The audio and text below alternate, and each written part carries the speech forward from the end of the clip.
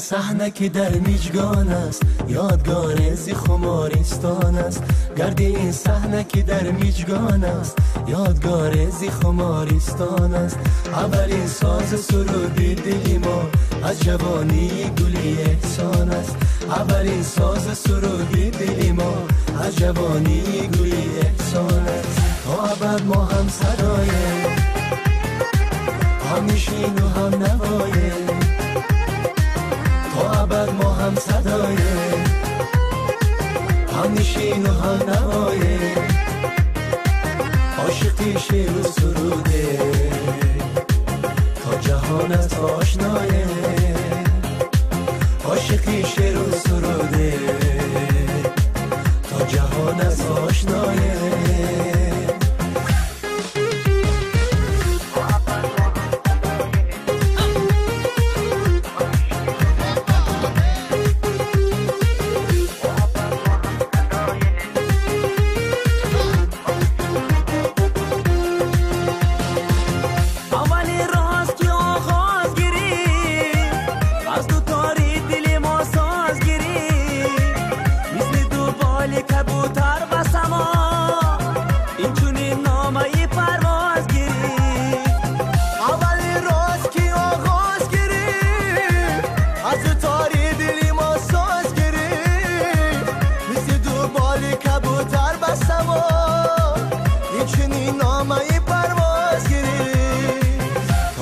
ما هم صدایه،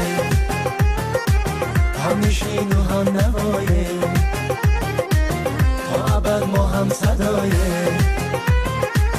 هم نشین و هم نوایه.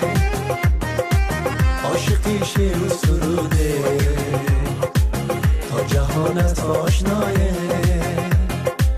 عاشقی شعر و سروده تا جهان است آشنایه.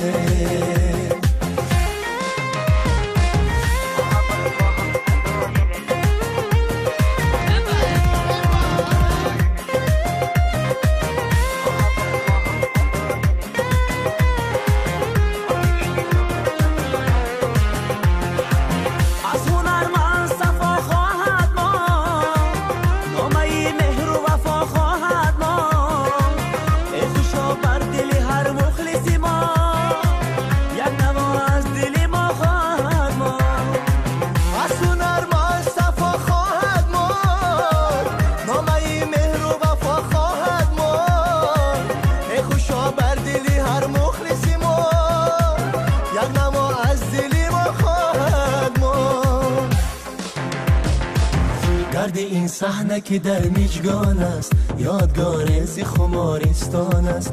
گرد این صحنه که در میجگان است، یادگار زی خمارستان است. اولین ساز سرودی دلی ما از جوانی گلی احسان است. اولین ساز سرودی دلی ما از جوانی گلی احسان است. تا ابد ما هم صدایه، هم نشین و هم نوایه.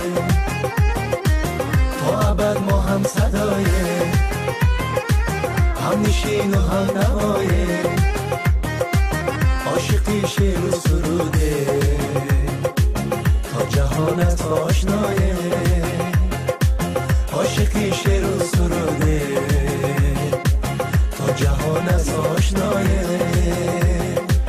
تا ابد ما هم صدایه،